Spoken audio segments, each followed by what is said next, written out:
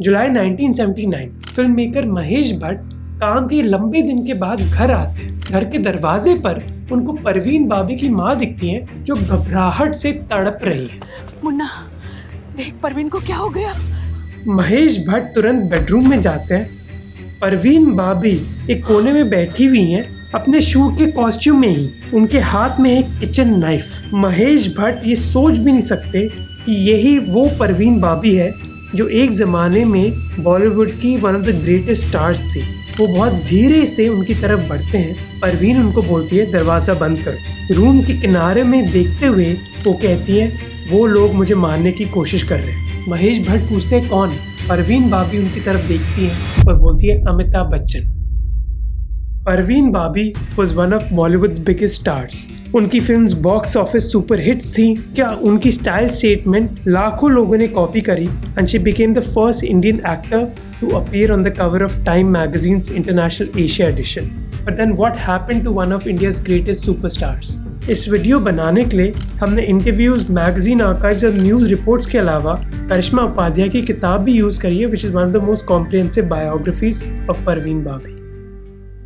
अब आगे बढ़ने से पहले I just want to talk about today's sponsor. Reels, short form content और नोटिफिकेशंस की वजह से एक एवरेज इंसान का फोकस टाइम सिर्फ 47 सेकंड्स रह गया है। इंपॉर्टेंट मीटिंग में ब्लैंक हो जाना, एक पैराग्राफ बार बार पढ़ते रहना। दुनिया का हर तीसरा इंसान इस प्रॉब्लम से गुजर रहा है and we have just assumed that this is normal. कई लोग इसे कॉफी या फिर एनर्जी ड्रिंक से सॉल्व करते हैं, but that gives you temporary spike in energy. Scientifically जब आप कॉफीन को नेचुरल अमीनो एसिड जैसे एल्थनीन के साथ कंबाइन करते हो तो बिना किसी एंजाइटी या क्रैश के आपको काम और स्टेबल फोकस मिलता है। And this is the exact science that Kent and Ryan used to build their company Neurogum. हर पीस में 40 मिलीग्राम नेचुरल कैफीन है और 16 मिलीग्राम एल्थिनीन है। MIT के brain and cognitive sciences department की एक स्टडी में पाया गया कि न्यूरो यूज करने वाले अप टू 21% फास्टर फोकस कर पाते हैं। The neuro gum is great because I'll chew a couple pieces of neuro gum before I do stand up, before I do different things where I have to really think clearly. US में successful होने के बाद now this is also available in India. Now personally, good sleep, good food and good exercise are the best things for your focus. But in case for whatever reason those things are not working out and you need supplements for extra boost, please check them out. Description में link है। परवीन बाबी की कहानी start होती है गुजरात के जूनागढ़ में।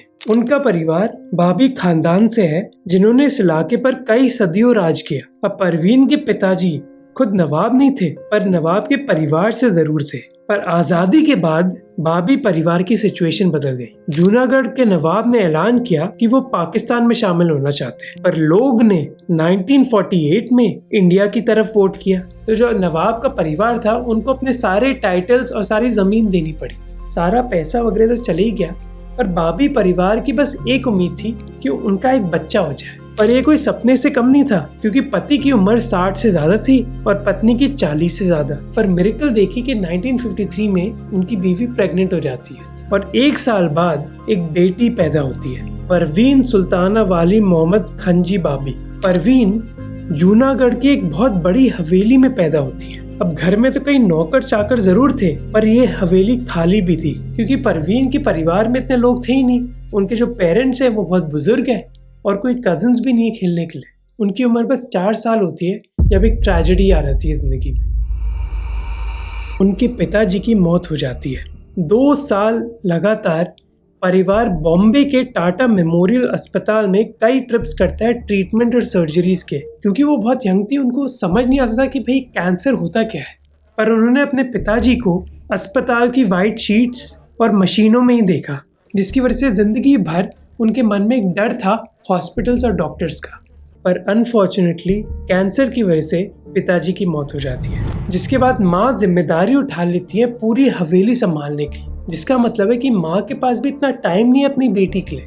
और शायद इसी की वजह से परवीन बाबी जिंदगी भर अच्छे रिश्तों की तलाश में रहती हैं। परवीन ने कई साल बिताए ताकि वो एक रॉयल फैमिली की कंजर्वेटिव बैकग्राउंड में फिट हो जाए, बस एक चीज के लिए कि उनको माँ से अटेंशन और प्यार मिले। जब वो 14 साल की हो गई उन्होंने डिसाइड किया कि वो अपनी माँ के लिए नहीं बल्कि अपने लिए जीएंगी और इसीलिए उन्होंने निर्णय लिया कि वो जूनागढ़ छोड़कर जाएंगी।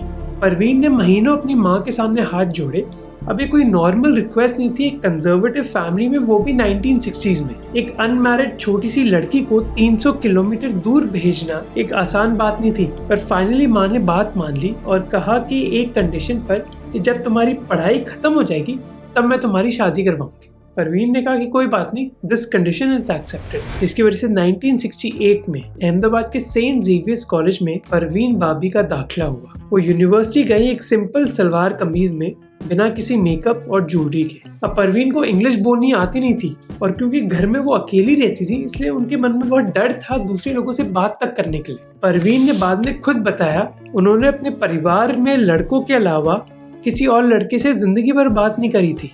पर ये सोशल डायनामिक भी चेंज हो गई क्योंकि परवीन बाबी कॉलेज के सबसे पॉपुलर ग्रुप में थी।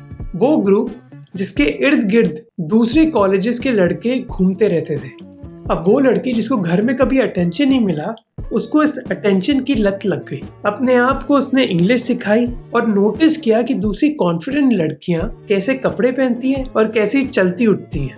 उनके रूममेट ने बोला कि वो एक स्पॉन्ज की तरह थी, उनकी दुनिया के आसपास जो भी होता वो उसको सोख लेती। अब जैसे परवीन का कॉन्फिडेंस बढ़ने लगा, दुनिया को एक ऐसी साइड दिखी उनकी जो शायद आप उनसे एक्सपेक्ट नहीं करोगे। हफ्तों भर वो गंदे कपड़ों का ढेर लगाती, अपने रूममेट से कपड़े बोरो करती और वापस नहीं करती। अब ये आपको बहुत छोटी सी और ऑलमोस्ट फनी चीज़ लगेगी, पर इसका कॉन्सिक्वेंस क्या है आपको ये थोड़े टाइम में समझ आएगा। फाइनल ईयर तक तो कोई भी लड़की रूममेट ही नहीं बनना चाहती थी परवीन के साथ, पर उनकी जिंदगी में कॉन्ट्रडिक्शन भी थी।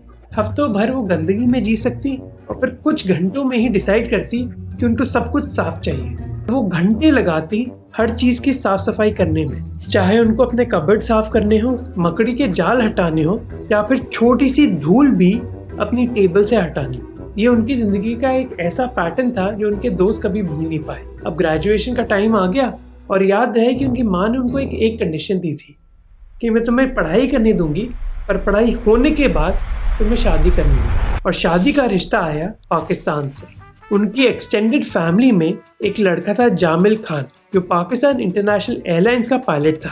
हैंडसम, वेल एजुकेटेड और एक रिस्पेक्टेड खानदान से। परवीन पहली बार इस लड़के से मिली अपनी ही एंगेजमेंट सेरेमनी में, जो हुई कराची में। जब पहली बार परवीन ने जामिल पर नजर डाली, उनको मानो लगा कि वो एक रोमांटिक फिल्म में है। उनके सामने एक टॉल, कॉन्फिडेंट यंग आदमी था। परवीन की लव स्टोरी स्टार्ट होने ही वाली थी, पर फिर 1971 में इंडिया और पाकिस्तान की वॉर हुई।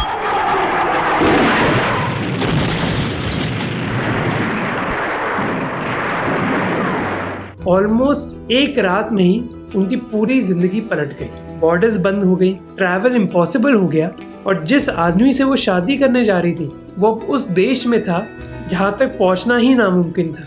उनके फ्रेंड्स बोलते कि वो कॉलेज में कई घंटे अकेले बस रोती रही। इस सैडनेस से डील करने के लिए परवीन बाबी ने मानो एक बैड गर्ल की पर्सनालिटी अपनाई। उस टाइम पर जब लड़कियां पब्लिक में स्मोक नहीं करती थी, परवीन खुले आम स्मोक करने लगी। उनकी रूममेट ने कहा कि अगर कोई और स्मोक भी नहीं कर रहा था, वो सिगरेट फूंकती ताकि लोग उनको देखें। सिगरेट फूंकने के अलावा उन्होंने अपना ड्रेसिंग स्टाइल भी बदल दिया अटेंशन पाने के लिए। कॉलेज में जब एक टैलेंट इवनिंग हुई, उन्होंने एक ऐसी गोल्ड मिनी ड्रेस पहनी जिससे सब उनको नोटिस करें। इसी दौरान परवीन ने आर्ट्स को एक्सप्लोर किया, विच lead the foundation for her entry into Bollywood. 1971 में उन्होंने IIM अहमदाबाद के ड्रामा सोसाइटी के प्लेज करे। जब उनको तालियां मिली, भीड़ जमा हुई बैक स्टेज उनको देखने के लिए और लोग ऑटोग्राफ्स की मांग करते, उनको फिर वो अटेंशन मिला जिसकी वो तलाश में थी। इस एक्सपोजर के बाद परवीन मॉडलिंग में घुसी और फिर देश भर में उन्होंने फैशन शोज करे। पहली बार अपनी जिंदगी में वो पैसे कमाने लगी और ऐसी चीजें करने के बाद उनके सामने आया एक इनविटेशन बॉलीवुड में। जब वो अहमदाबाद में मॉडलिंग कर रही थी तो ममता साहू, जो एक पॉपुलर फिल्म मेकर किशोर साहू की बेटी हैं, उन्होंने परवीन पर नजर डाली। बॉम्बे में एक फोटोशूट करवाया और फिर उन्होंने परवीन को साइन कर लिया धुएं की लकीर फिल्म के लिए। अब इस फिल्म को साइन करना इतना आसान नहीं था।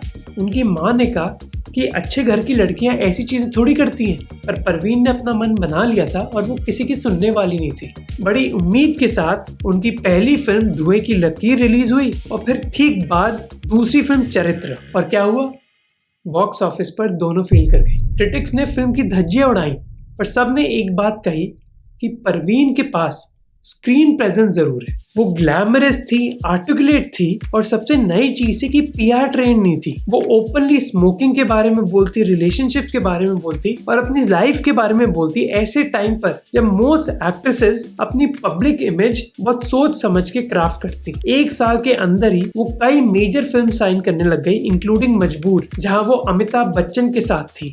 इस इंडस्ट्री में घुसने के बाद उनके नए दोस्त बने और इन नए दोस्तों की एक गैंग भी बनी जिसका नाम था जुहू गैंग। परवीन बाबी के अलावा इस गैंग में थे डैनी डेंजोंगपा, महेश भट्ट, कबीर बेदी और कई यंग आर्टिस्ट। इस गैंग के जरिए ही परवीन एक यंग टैलेंट मैनेजर वेद शर्मा से मिली, जिसके साथ उनकी फ्रेंडशिप पूरी जिंदगी में बहुत अहम रही। परवीन का बस करियर मैनेज ही नहीं करते बल्कि उनकी जिंदगी भी, उनका स्टारडम और उनका डाउनफॉल। इस गैंग में कई लोग ओशो के फॉलोअर्स थे, जबकि दूसरे फिलोसोफर यूजी कृष्णमूर्ति के भक्त थे। और कृष्णमूर्ति परवीन की जिंदगी को इन्फ्लुएंस करने वाले थे, स्पेशली उस दौर में जब वो एक मेंटल हेल्थ क्राइसिस से गुजरती। इस गैंग के साथ टाइम स्पेंड करने के बाद परवीन को रियलाइज हो गया कि वो प्यार में है। She falls in love with Danny. दोनों में कई सिमिलैरिटी थी, स्पेशली जो उनका पैशन था फिल्म्स और बुक्स के बारे में।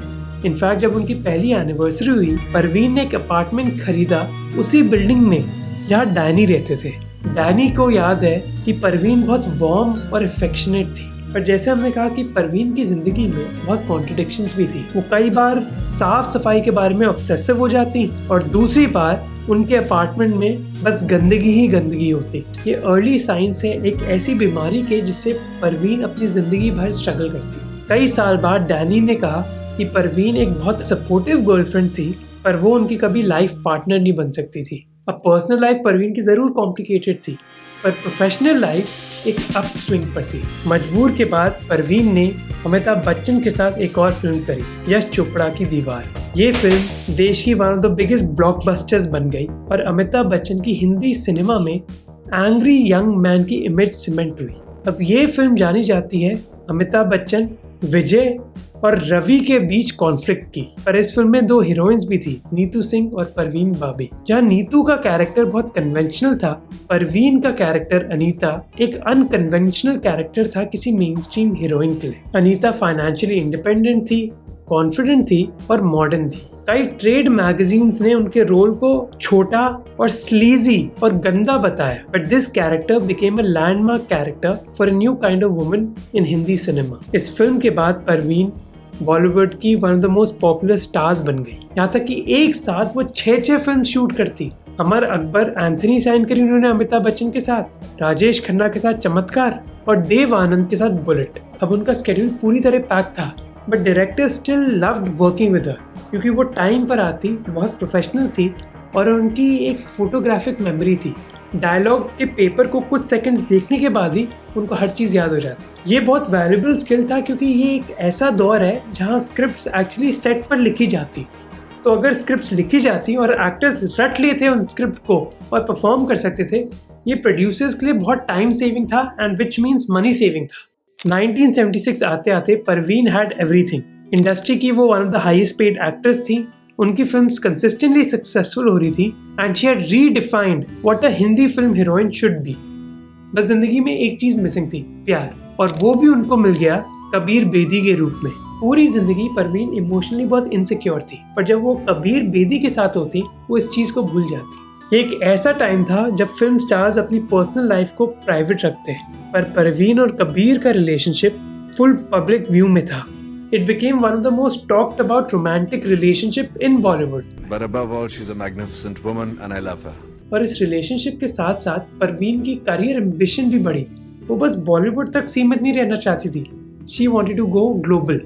In July 1976, Parveen became the first Bollywood actress to appear on the cover of Time Magazine's International Asia Edition. इस मैगजीन ने परवीन को इंडियाज फास्टेस्ट राइजिंग एक्ट्रेस बुलाया। परवीन के लिए this was a remarkable moment, क्योंकि जब वो अहमदाबाद में कॉलेज स्टूडेंट थी, इंग्लिश सीखने के लिए वो टाइम मैगजीन पर थी और आज वो टाइम मैगजीन के कवर पर थी।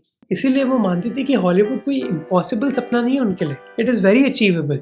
और उन्होंने इस बात के लिए प्रेपरेशन स्टार्ट करी। उन्होंने फोटोग्राफर हायर किया अपना एक इंटरनेशनल पोर्टफोलियो बनाने के लिए। घंटे बिताए वोग के एडिशन समझने के लिए, अपनी फोटोज, पोजेज और कपड़े सेलेक्ट करे ताकि वो इंटरनेशनल स्टूडियोज के पास जा पाए। इसी टाइम कबीर बेदी का भी इंटरनेशनल करियर बहुत अच्छा चल रहा था। यूरोप में उन्होंने एक इटालियन टेलीविजन सीरीज करी जिसको लाखों लोगों ने देखा।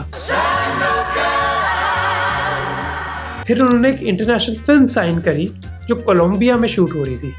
फाइनली परवीन अपनी पर्सनल और प्रोफेशनल लाइफ में फुलफिल्ड हो रही थी। अब विदेश जाने का टाइम आ रहा था। फाइनली वो बाहर गई। महीने बिताए उन्होंने रोम और लंदन में और कई मीटिंग्स करी इन्फ्लुएंशियल प्रोड्यूसर्स के साथ, जैसे एक बहुत famous Hollywood producer Dino De Laurentiis. पर परवीन को कोई अपॉर्चुनिटी मिली नहीं। She came back empty handed. London में 3 महीने हो गए थे, कोई फिल्म साइन नहीं हुई और परवीन फिर अपने टैलेंट मैनेजर को कॉल करती है कि अगर मैं इंडिया आऊंगी तो कोई मुझे अटेंशन देगा भी। उनके टैलेंट मैनेजर ने जवाब दिया, ऑफ कोर्स तुम तुरंत आ जाओ क्योंकि अमर अकबर एंथनी हिट हो गई है। लौटने से पहले उन्होंने एक और कॉल किया डैनी डेंजोंगपा को और उस कॉल पर वो बहुत रोई। डैनी ने बाद में बताया कि वो घर आना चाहती थी और इतनी रो रही थी दैट आई कुड बेयरली अंडरस्टैंड। इस कॉल के दौरान परवीन ने डैनी को ये भी बताया कि वो प्रेग्नेंट थी पर कबीर ने उनको फोर्स किया अबॉर्शन करने के लिए और वो कबीर को वापस कभी देखना नहीं चाहती। Danny never believe this story और कई सालों के बाद उन्होंने कहा कि this was an early sign of a mental breakdown Parveen was going through, जहां वो रियलिटी और इल्यूजन के बीच में फर्क नहीं जानती थी। Despite these challenges, no one could stop her from being a star in Bollywood and her timing was almost perfect. अपनी प्रेगनेंसी की वजह से हेमा मालिनी इतना काम नहीं कर रही थी and Rekha hadn't hit her peak. तो जो टॉप स्पॉट था बॉलीवुड में एक्ट्रेस का, that was wide open and Parveen wanted to be in that position. दुनिया के लिए Parveen had staged the perfect comeback after coming back from London. She signed so many films that most of her time was going from one set to another. वो एक ऐसी actress थी who almost every director loved. Punctual, never demanding and warm with everyone on the set. पर अगर आप थोड़ा बारीकी से देखते, something was off. एक दिन परवीन कलकत्ता गई अमर अकबर एंथनी की स्पेशल स्क्रीनिंग के लिए। क्योंकि हजारों फैंस जमा थे इसलिए एक्टर्स को एक पीछे की एग्जिट से निकाला गया। अब कई एक्टर्स बहुत एंथुसियास्टिक थे कि देखो कितनी भीड़ आई है उनके लिए, पर परवीन का बहुत डिफरेंट रिएक्शन था। उन्होंने अपने एक साथी का हाथ नोच लिया और वो उनको बार बार बोलती गई कि मुझे जाने दो, मुझे जाने दो। होटल पहुंचने के बाद भी वो डरी हुई थी और एक चीज बार बार कह रही थी, वो मुझे मार डालेंगे। वो ये समझ नहीं पाया that why did Parveen think कि भीड़ उनको मार डालेगी। कुछ महीने के बाद वो ऊटी में शूटिंग करी थी 2 और 2 5 की। पास में मधुमलई जंगलों में एक उनका स्टॉप था। कई हाथी उधर मौजूद थे जो रोड क्रॉस कर रहे थे। कई टूरिस्ट उधर इस इंसिडेंट को एडमायर कर रहे थे, पर परवीन का एक बहुत डिफरेंट रिएक्शन था। वो कहती, ये हाथी मुझे मार डालेंगे। एक और इंसिडेंट हुआ। Parveen was now constantly chain smoking. एक शाम उनके एक डायरेक्टर दोस्त ने उनको कहा कि भाई स्मोकिंग छोड़ दो, इससे तुम्हारा कोई फायदा नहीं होगा। और उन्होंने मजाक मजाक में कहा कि स्मोकिंग छोड़ दो नहीं तो मैं तुम्हें चाटा मार दूंगा। परवीन का कोई मेजर रिएक्शन नहीं हुआ। पर कुछ टाइम बाद परवीन के टैलेंट मैनेजर ने डायरेक्टर को कॉल किया और बताया कि परवीन कल रात एक सपने से उठी और बोलने लगी कि डायरेक्टर उनको मारना चाहता है। ऐसे एपिसोड्स के बावजूद परवीन का जो प्रोफेशनलिज्म था फिल्म मेकिंग के बारे में वो कहीं नहीं गया। For most of the time she was very normal. Hema Malini ने बताया कि यूजुअली एक्ट्रेसेस एक दूसरे के साथ बहुत चुप रहती, पर परवीन के साथ हालात अलग थे। क्रांति फिल्म की शूटिंग के दौरान जब एक फाइटिंग सीन था तो हेमा मालिनी ने गलती से परवीन की उंगली इंजर कर दी। खून निकलने लगा और हेमा मालिनी रोने लगी कि भाई उन्होंने क्या कर दिया। पर परवीन ने उनको कहा कि तुम टेंशन मत लो, ये तुम्हारी गलती नहीं बल्कि मेरी गलती है। At the same time, Parveen knew कि something is wrong with her और वो डॉक्टर्स की बजाय यूजी कृष्णमूर्ति के पास जाती। परवीन कहती कि डॉक्टर्स उनको ट्रीट करना चाहते हैं, पर जब वो कृष्णमूर्ति के पास जाती हैं वो उनको कहते हैं कि her feelings are normal. Krishnamurthy was probably the first person who just listened to Parveen. Mahesh Bhatt Parveen बाबी की जिंदगी में आते जब उनकी जिंदगी डगमगा रही थी। अब महेश भट्ट खुद एक यंग फिल्म मेकर थे जिनकी इनिशियल फिल्म्स बड़े पर्दे पर इतनी चली नहीं। उनके बच्चे जरूर थे, उनकी भी लाइफ में पर्सनल चैलेंजेस थे और उनका और परवीन बाबी के बीच में जो फ्रेंडशिप थी वो बहुत जल्दी एक रोमांटिक रिलेशनशिप में बदल गई। अब जिंदगी अच्छी चल रही थी, फिर वो इंसिडेंट हुआ जिसके साथ हमने इस वीडियो की शुरुआत करी थी।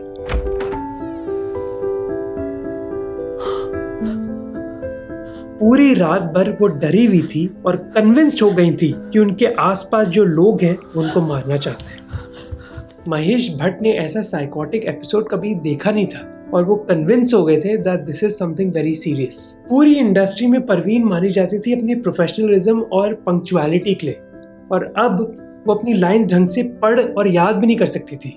एक शूटिंग के दौरान उनको इतने रीटेक्स करने पड़े कि डायरेक्टर गुस्सा हो गया। इवेंचुअली शूटिंग कैंसिल करनी पड़ी और इस एम्बैरेसमेंट के चलते परवीन बाबी सेट छोड़कर घर आई और रोने लगी। कई साल बाद परवीन बाबी ने खुद इस इंसिडेंट के बारे में बात करी कि एक दिन मैं अपने मेकअप रूम में बैठी हुई थी, मेरे पेट में इतना डर था that this was the beginning of my nightmare। अब उस समय इतनी मैच्योरिटी नहीं थी हमारे समाज में इस चीज को समझने के लिए। कुछ लोगों ने कहा कि भाई तुम बस रेस्ट करो, ये सब ठीक हो जाएगा। उनके मैनेजर प्रोड्यूसर्स से बहाना बनाते ये कहकर कि इनकी तबीयत खराब है। अब उस जमाने में ना फिल्म स्केड्यूल्स बहुत फ्लेक्सिबल होते थे, तो डायरेक्टर्स और प्रोड्यूसर्स ये बात सुनते थे और चेंज कर लेते थे। उनको क्या पता कि परवीन की जिंदगी में क्या चल रहा था। परवीन इतनी डरी हुई थी कि कोई उनको फॉलो कर रहा है कि वो एयर कंडीशनर तोड़ दे क्योंकि घर में सर्वेलेंस डिवाइसेस है। खाना खाना छोड़ दिया, कपड़े बदलना बंद कर दिया और कई बार वो पड़ोसी के घर में सोती क्योंकि वो अपने घर से इतना डरती। मोस्ट इम्पोर्टेंटली वो कन्विंस हो गई थी कि अमिताभ बच्चन उनको मारना चाहते हैं। इवेंचुअली उनके दिमाग में पैरानोया इतना बढ़ गया कि वो ये भी मानने लग गई कि उनके टैलेंट मैनेजर, कुक और महेश भट्ट सब उनको मारना चाहते हैं। What was difficult for others to understand is कि उनके एपिसोड्स के बीच में she would behave very normally। Mahesh Bhatt ने बताया कि एक पल वो एकदम डरी रहती और नेक्स्ट सेकंड ही बहुत नॉर्मली बात करती है एज इफ कुछ हुआ ही नहीं है। At the same time she was one of Bollywood's busiest stars। कई बार तो वो 10 से ज्यादा फिल्म्स कर रही होती, जिसका मतलब था कि उनके टैलेंट मैनेजर के बहाने की भी एक लिमिट थी। अल्टीमेटली प्रोड्यूसर्स के पैसे वेस्ट हो रहे थे और वो कॉल करने लगे टैलेंट मैनेजर को, भाई हो क्या रहा है। वो भी बहाने क्रिएट करने लग गए जैसे कि भाई उनको जॉन्डिस हो गया है, इसलिए परवीन को रेस्ट करने की ज़रूरत है। डायरेक्टर प्रकाश मेहरा, जिनको बहुत बड़े डिले सहने पड़े, उन्होंने बताया कि उनका 25 लाख का नुकसान हुआ। इनफैक्ट वो कन्विंस हो गए कि दाल में कुछ काला है और परवीन बहाना बना रही है, इसलिए उन्होंने इनकम टैक्स की रेड करवा दी उधर और परवीन को रीना रॉय से रिप्लेस कर दिया अपनी फिल्म ज्वालामुखी में। उन्होंने पब्लिकली कहा कि भाई उनको अगर क्विट करनी थी उनकी फिल्म, वो ढंग से कर सकती थी। जबकि परवीन मुंबई छोड़कर चली गई और यूजी कृष्णमूर्ति के साथ रहने लग गई, जिनकी गाइडेंस के अंदर उन्होंने डॉक्टर नारायण मूर्ति की साइकाइट्रिक ट्रीटमेंट ली। 6 महीने के बाद वो धीरे धीरे काम करने लगी। उन्होंने मीडिया को बताया रमेश सिप्पी ने उनको एक मौका दिया शान फिल्म में। सबसे पहले रमेश सिप्पी ने बहुत सिंपल शॉट्स करवाए देखने के लिए कि is Parveen Babi back, and she was back। पर जब सॉन्ग सीक्वेंसेस की बारी आई, it was clear that something is wrong। Parveen Babi का confidence and energy was completely missing। In fact UG Krishnamurti ने भी उनको कहा कि अगला साइकोटिक एपिसोड कभी भी आ सकता है। And you know the strange thing is कि उनके साइकोटिक एपिसोड्स में she was always afraid of Amitabh Bachchan, but at the same time she would sign films opposite Amitabh Bachchan. उल्टा वो अपने टैलेंट मैनेजर को कहती कि वो अमिताभ बच्चन के साथ ही काम करना चाहती है। बहुत सारे कलाकार हैं जिन्हें मैं बहुत ही पसंद करती हूँ, लेकिन एक ऐसे कलाकार हैं जिनके साथ मुझे काम करने का मौका मिला है, वो है अमिताभ बच्चन। और वो उनके सामने जब वो परफॉर्म करती तो बहुत नर्वस होती। In fact she became very obsessed with Amitabh Bachchan. अगर उन्होंने गलती से कोई फिल्म साइन कर ली जहाँ अमिताभ नहीं थे, she will find excuses to not shoot। ये obsession इतना बढ़ गया that परवीन मानती कि Amitabh wanted to influence all parts of her life, and what happened next completely broke her। कई महीनों की रिकवरी के बाद उन्होंने यश चोपड़ा की सिलसिला फिल्म साइन करी, जो उस जमाने की one of the most anticipated films थी। परवीन के लिए ये रोल बहुत बड़ा था, पर श्रीनगर में शूटिंग होने से पहले ही यश चोपड़ा ने अमिताभ बच्चन के साथ बात करी और इस फिल्म में अमिताभ की बीवी जया बच्चन और रेखा को कास्ट किया। अब अमिताभ बच्चन, जया बच्चन और रेखा की जो पॉपुलैरिटी थी और उनके बीच में क्या चल रहा था, because of this the film became like the talk of the town. पर इसका मतलब था कि Parveen Babi was no longer with this film. अब Parveen was an angry. In fact अगले दिन उन्होंने बहुत अच्छी तरह यश चोपड़ा को ग्रीट किया और कहा कि यश, आप इस फिल्म के लिए अच्छा कर रहे हो, मुझसे डरो मत, मेरी बस एक कंडीशन है कि आपको मुझे एक दिन एक फिल्म देनी ही होगी। अब ये तो एक एक्सटर्नल रूप था, but internally she was devastated. वो टूट गई थी। उन्होंने अपने आप को कमरे में बंद कर दिया और वो घंटे रोई, कन्विंस होकर कि अमिताभ बच्चन उनके साथ काम नहीं करना चाहते। एक चीज जो परवीन बाबी ने कभी छुपाई नहीं, वो थी हर फीलिंग्स। कि याद रहे कि मेंटल हेल्थ के बारे में उस जमाने में ज्यादा बात नहीं होती थी, and she was one of the few people talking about it very openly, much before Deepika Padukone and other stars जो आजकल बात करते हैं। क्योंकि उनकी मेंटल हेल्थ चैलेंजेस कम नहीं हो रहे थे, वो वापस यूजी कृष्णमूर्ति के पास गई। 1983 में वो इंडिया छोड़कर यूरोप गई और लंदन और स्विट्जरलैंड के बीच रहती, जहाँ कृष्णमूर्ति थे। जाने से पहले परवीन ने प्रोड्यूसर्स को बोला कि मैं वापस आऊंगी और आपकी फिल्म पूरी करूंगी, पर ऐसा हुआ नहीं। परवीन बॉम्बे आई 5 साल बाद, पर उनकी जिंदगी में क्या हो रहा था, this became media sensation. Journalist उनके घर पे टूट पड़े। 1990s में उन्होंने कई इंटरव्यूज करे और पब्लिकली कहा कि वे इंडिया छोड़कर किसी मेंटल हेल्थ चैलेंज की वजह से नहीं गई, बल्कि इसलिए गई क्योंकि अमिताभ बच्चन मुझको मारना चाहते हैं। ऐसे एपिसोड्स के चलते परवीन बाबी के दोस्त दूर हो गए, फैमिली दूर हो गई, और जब 2002 में उनकी माँ का देहांत हुआ, she became even more isolated. वो अपना अपार्टमेंट भी नहीं छोड़ती और फल सब्जी भी अपने घर डिलीवर करवाती, बाहर जाने की बजाय। 22 जनवरी 2005 को इंस्पेक्टर श्याम चवन, जो जुहू पुलिस स्टेशन में थे, उनको एक कॉल आया। ये कॉल किसके बारे में था? परवीन बाबी के बारे में था। अब ऐसे कॉल इस पुलिस स्टेशन में आते रहते थे। This was not the first time. वो कई बार कॉल करती कि भाई पावरफुल लोग ना मुझे मारने की कोशिश कर रहे हैं। एक बार उन्होंने क्लेम किया कि CIA उनको मारना चाहती है। So this was nothing new. पर ये कॉल परवीन बाबी ने नहीं किया, ये कॉल किया था रिवियरा अपार्टमेंट्स के मैनेजर ने, जिसने कहा कि दूध के पैकेट, अखबार और फल सब्जियां 702 नंबर के फ्लैट के बाहर है 2 दिन से। इंस्पेक्टर तुरंत जुहू की रिवियरा बिल्डिंग के पास पहुंचे, एक डुप्लीकेट चाबी बनवाई, और जब उन्होंने दरवाजा खोला, पूरे अपार्टमेंट में गंदगी थी और परवीन बाबी जमीन पर थी, मोशनलेस।